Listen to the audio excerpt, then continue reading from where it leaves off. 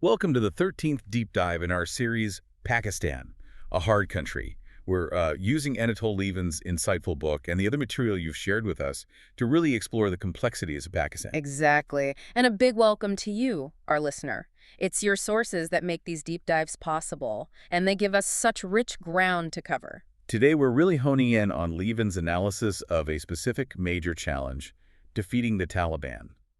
We'll be focusing on pages 390 to 418 of his book. That's right. And the plan is to unpack what's in those pages, but also, crucially, connect it to the broader themes we see across all the sources you provided. Sort of using this chapter as a lens. Precisely, to understand the layers of this struggle and maybe get a clearer insight into Pakistan itself through that. Okay, let's get right into it then.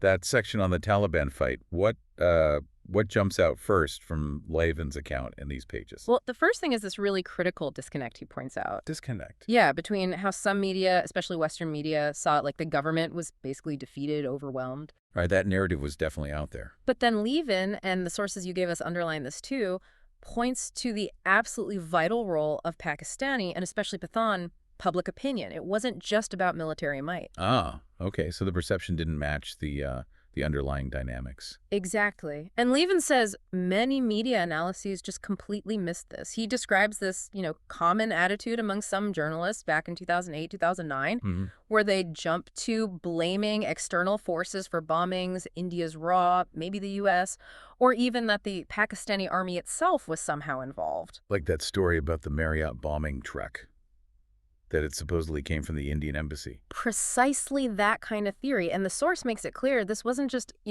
bad reporting. It had a really damaging consequence. Which was? It just eroded the public's willingness to actually support military action against the Taliban. Right.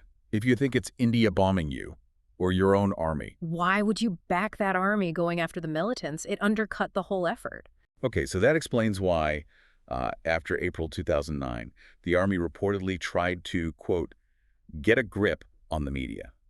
From their perspective, as the source suggests, it wasn't just about censorship. It was seen as, essential for building the public support they needed to actually fight. Right, shaping that narrative. Now, shifting from the media view to how the military itself saw the struggle, the material paints a pretty stark picture of their frustrations, especially with the politicians. Ah, yes. I remember that quote from the retired colonel. He really didn't hold back. No, he didn't, accusing politicians of being scared, of cutting deals with the very militants killing soldiers. Constantly blaming the army for things. And the big one, declaring these truces that just erased all the gains the soldiers had made, often at, great personal cost. So the military leadership, people like General Kayani at the time, they were asking for clear political backing. Desperately asking for it, yes, because they felt squeezed. How so? Caught, really, between the U.S. pushing them to fight harder and then the local reality, dealing with their own voters, dealing with the militants. It was a tough spot. And the source quotes that core accusation from the military side, doesn't it? The politicians just don't know who they are more scared of, Washington or the Taliban. That really sums up the military's frustration. But here's where it gets really interesting, strategy-wise. When you look at how to fight the Taliban, the source points out this, surprising agreement between key Pathan figures. Oh, who are we talking about? Afrasiab Khattak, he's a well-known intellectual from the ANP, the Awami National Party. Right, the secular Pashtun Nationalist Party. And LT General Masood Aslam, who was the Army Corps commander in Peshawar then. An ANP thinker and a top general. That's quite a combination. It is. But the source says they agreed on something fundamental. Which was? That you absolutely had to be seen talking first. Genuinely, honestly talking before you used major force. Talk before you strike. Yes. The goal, strategically, was to put the militants in the wrong. Maneuver them so they were the ones seen to break the peace. To convince the ordinary people that the militants were the aggressors. Exactly. And the source suggests this taps into deep Pathan cultural ideas like Nang, honor, which is based on nom, prestige, or good name. You have to show strength, yes, but first you establish your own legitimacy. You put the other side in the wrong. So the idea was force, but strategic force. Early, hard, but discriminately, I think was the phrase. That's it. And it even mentions using traditional methods sometimes, like the good old way of burning the houses of known troublemakers, as a way to show resolve against those clearly breaking the peace. And both Khattak and Aslam agreed that negotiating from weakness was just Disastrous. A huge mistake, yes. And it seems the Taliban, maybe because they believed their own narrative about government defeat, kind of missed this whole dimension. They ignored how important public opinion and local legitimacy really were, which Lieven argues was a big miscalculation for them. Okay, so that paints the picture from that specific chapter. The immediate conflict, the strategies, the perceptions. But as you said, the material you've shared shows this isn't happening in a vacuum. Not at all. This fight against the Taliban is tied into all these bigger, deeper realities of Pakistan. So maybe we should connect some of those threads now from elsewhere in the sources. Absolutely. Let's broaden the view. And one of the most fundamental issues that comes up again and again is the state of justice and the rule of law. Or maybe the lack thereof sometimes. There's that old Pathan proverb mentioned, isn't there? About the chicken. A bird belonging to the man who seizes it, yes. Which really says a lot. Justice as power, not principle. It certainly suggests that. And the sources detail how this works in practice. There's often this deep public dislike, even loathing, for the official state courts. They're seen as corrupt, slow, inefficient. So people prefer other systems. Often, yes. Things like Sharia law, or maybe more commonly, these community councils, the jirgas, especially out in the tribal areas. There's that quote from Imran Aslam. People understand justice, he says, even if they don't get electoral democracy. And justice itself becomes tangled up with politics. Very much so. The source calls it an extension of politics by other means. Powerful people trying to bend the system. So ordinary people end up navigating this messy, mixed state law, religious codes, local custom. Or just resorting to violence or the threat of it. That too. And the authorities often don't or can't strictly enforce the state law. They might defer to the jirga or just turn a blind eye. But some of those jirga decisions mentioned in the sources are, well, horrific. Truly horrific. The Mukhtar Mai case, the gang rape ordered by a jirga, is infamous. But also executions of women for immorality, even for making legal marriages the jirga disapproved of. And that practice of exchanging young girls as compensation in feuds. It's barbaric. Though the sources do also mention people pushing back, right? Yeah. Like Sardar Mumtaz Ali Bhutto refusing to hand over girls, ordering money payments instead. Yes, there are individuals who resist. But the system itself is deeply problematic. And then you have the police force. Described as brutality tempered by torpor, wasn't it? Yes. Lazy, badly paid, but also capable of real harshness. And that links to things like encounter killings, extrajudicial killings. The source suggests that's part of it. The formal courts struggle. They can't always get convictions, especially against, say, Islamist extremists. Evidence might be weak, witnesses might be intimidated. So the police sometimes take matters into their own hands. It seems that way, a brutal shortcut when the formal system fails, and the judiciary itself, the formal system, isn't immune to politics either. The sources mention historical example. Oh, yes. Okay. The PPP packing the courts back in '93, Nawaz Sharif trying to get rid of the Chief Justice in '97, even Chief Justice Chaudhry, who became this symbol of judicial independence, is described as having a pretty autocratic style himself. And the lawyers' movement that backed him was apparently a real mix of liberal and conservative figures. So it's complex. The whole foundation of justice is contested. And you can see how this weak, contested justice system makes it incredibly hard for the state to build trust or rally people against militants when its own house isn't seen as being in order. Absolutely. It feeds into that legitimacy deficit we were talking about earlier. Okay, another huge factor that runs through everything is, of course, the military, its dominance. Pervasive is the word. Pakistan's history is just full of the military either taking direct control or, pulling the strings from behind the scenes. And there are institutional reasons for this strength. Yes, the sources point to a couple of things. Yeah. One is the intense focus on unity and discipline within the army. It's drilled into soldiers. This makes coups from lower ranks almost impossible historically. Takeovers come from the very top, the chief of army staff. And they also benefit economically from their power. Significantly. The source details these land purchase schemes for officers. They're presented as important perks, given the postings and maybe wages not keeping up with the private sector.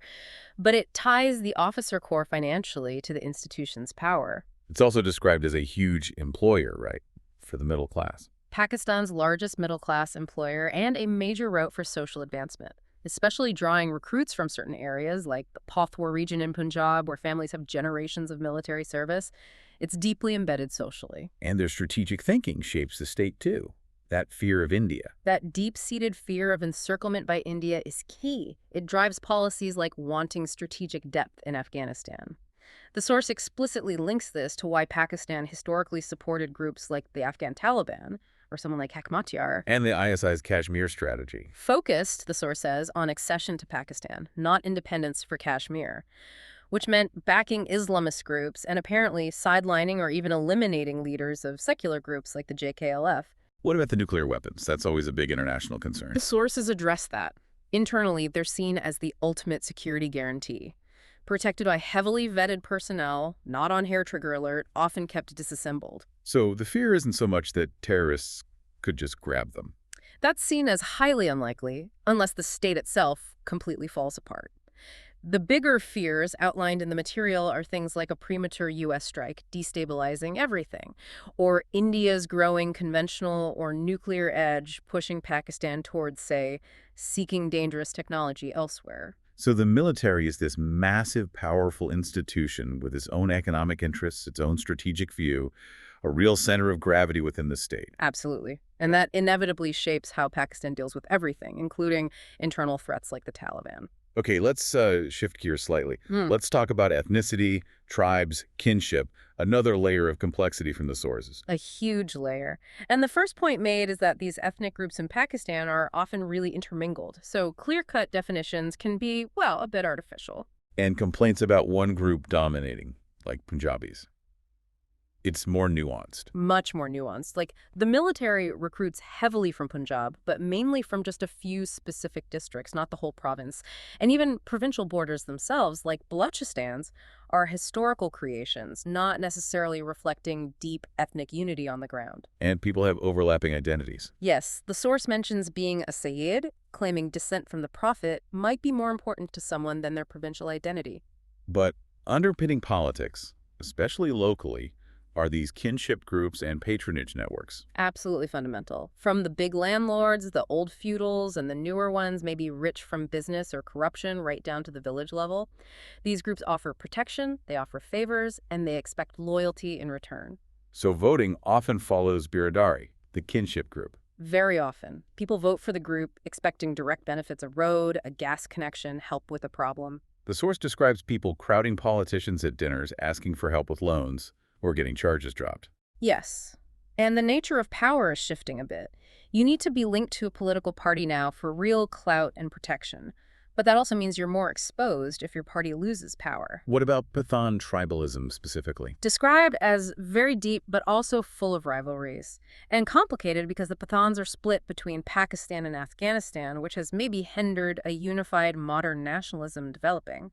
The source compares them a bit to the Somalis in that fragmented way. And block tribalism is different. Presented as more hierarchical, yeah. With hereditary leaders, Sardars, Waderos, Mirs, less maybe of the democratic or meritocratic element sometimes seen in Pathan culture, and specific tribal feuds like between the Bugtis, Meris, Rizanis directly shape politics and even radical movements there. And the source mentions honor killings as a particular issue among Balak tribesmen. Sadly, yes. It highlights that as a serious concern. Then there's Karachi, a whole different dynamic. An incredibly intense dynamic. You have the Muhajirs, the Urdu speakers who came from India at partition, and their historical tensions with the native Sindhis, and also with the large Pathan population that grew later. The source mentions those nasty ethnic slurs. Makar for Mohajirs, Pindu for others. Yes, reflecting those tensions. And the rise in Karachi's Pathan population and associated violence is linked directly to the Afghan war refugees came, but so did heroin and guns. And the MQM, the Mohajir party, emerged from that cauldron. It did. Using violence initially, but then also getting drawn into the state system through deals and patronage. They dropped some early radical demands like a separate province. But they maintained strong unity. Impressive unity, yeah.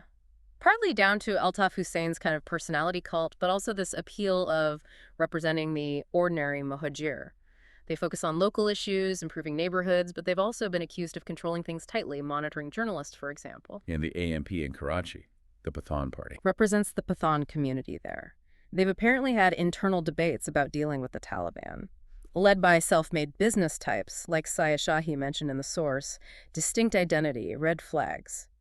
The source quotes someone saying their office looks like something from a gangster movie. And big tensions with the MQM. Huge tensions, accusations flying back and forth about land grabs, about alleged Taliban influence among Pathans in the city. It's a volatile mix. So this whole web of ethnicity, tribe, kinship, urban conflict, it just makes governing incredibly difficult, doesn't it? It fragments power, complicates loyalties, makes it really hard for the central state or the military to impose uniform control or even count on consistent local support, which again feeds back into the struggle against militants. Let's touch on the political economy, too. The role of the landed elite seems crucial. Absolutely. Their power means they largely avoid taxes on agriculture, which starves the state of revenue, especially compared to somewhere like India. So even when Pakistan's economy grows, the government doesn't really get financially stronger. Not necessarily, because the landed gentry, according to the source, still control the political system. They have a grip on whichever government is in power. And only technocratic governments have managed to raise revenues. Yes, but those governments usually don't last. They don't have the political base to stay in power or push through major reforms like deregulation. And the system set up way back by Bhutto, even though the socialist economics are gone, it still works for politicians. Because it provides jobs, lucrative state appointments for themselves, for their supporters. It's a system built on patronage, top to bottom. Which connects back to the Biradari voting, expecting favors. Exactly. It's all interconnected. The need to attach yourself to a party for influence, for protection, but also the risk involved when governments change. So you end up with a state that's often weak, struggles to deliver services, struggles to challenge powerful interests, because the whole political economy is geared toward patronage and elite capture. Which, again, makes it harder to assert legitimacy and control, especially in challenging areas. The sources also bring up Sufi shrines. That's another interesting dimension. A fascinating one. Historically, these Sufi saints, these holy men, were like frontiersmen spreading Islam. And their influence continues. Immensely. The shrines and the pirs, the hereditary descendants who control them, are still hugely important, especially in rural areas. They command great loyalty and are often key political support bases, particularly for parties like the PPP. But there are criticisms mentioned, too. Yes, some observers argue this system encourages passivity, deference to authority, accepting your fate. It all comes from God or the saint. Which could hinder things like local democracy or education. That's the argument, that the peers' power structures can sometimes block modernization efforts, and they face hostility from secular reformers, but also from some urban Islamists who see shrine practices as unorthodox. The source describes Sewan Sharif Shrine, right, with drumming, dancing, even links to older Hindu traditions. Yes, and segregated areas for women. It highlights this blend of deep tradition, religious practice, and political power politicians, like Zulfikar Ali Bhutto donating gold gates, paying homage. It's another powerful system operating alongside, sometimes intertwined with, the formal state. Okay, one last point to cover education and radicalization. There's a common Western idea about madrasas being the main source. And the sources you've shared challenge that simple picture. How so? They state that actually a majority of known Pakistani terrorists didn't primarily come from madrasas. They went to government schools. Many had higher education. Suggesting Islamism has roots in the urban lower middle class. That seems to be the argument. Yeah. That it's not just about religious schools. However, yes, it's important to note the source does acknowledge that specifically for the Taliban fighters, a large number did have madrasa backgrounds. So it's complicated. Not one single pathway to radicalization. Exactly. It draws from different pools, reflects wider issues in society. It's not just about the type of school someone went to. Okay, so bringing all these threads back together, back to where we started with defeating the Taliban, what we see is that this isn't just a military fight. It's happening within this incredibly complex Pakistani reality. Precisely. A state grappling with rule of law issues, multiple justice systems operating at once. Hugely powerful military with its own agenda. Deep ethnic and tribal loyalties that often trump national identity. A political economy based on patronage that weakens the state's capacity. And powerful traditional structures like shrines. All of this shapes the battlefield, shapes the possibilities, shapes the challenges. This deep dive really underscores that you can't understand Pakistan or struggles like the one against the Taliban with simple narratives. You have to appreciate all these layers. Absolutely. And perhaps that leaves you, our listener, with a final thought to mull over, drawing from everything we've discussed. Go on. How does a state, any state really, but particularly one like Pakistan, effectively build legitimacy and assert its authority when it's competing with these deeply rooted traditional tribal or religious systems that often provide people with a sense of order, justice, and social stability that the official state struggles to deliver? That tension between the modern state and these other sources of power and loyalty, it seems central to so much of this. A really crucial question. Indeed. Well, thank you again for sharing the sources that allowed us to explore all of this today. It's been fascinating.